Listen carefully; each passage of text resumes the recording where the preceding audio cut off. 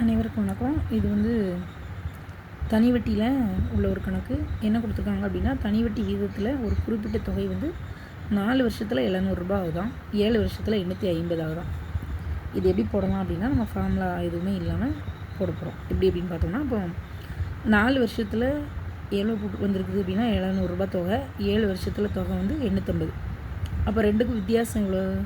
850க்கும் 700க்கும் வித்தியாசம் எவ்வளோன்னு பார்த்தோம்னா 150.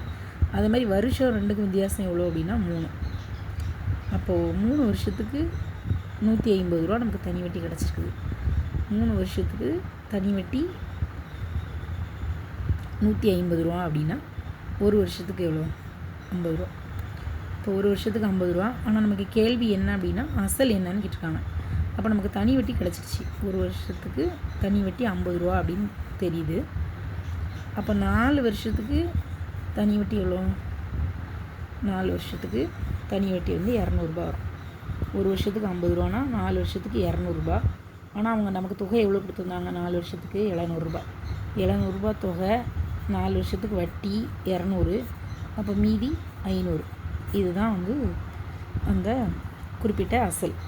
இது இல்லாமல் நம்ம 7 வருஷத்தை வச்சும் பார்க்கலாம். நமக்கு 50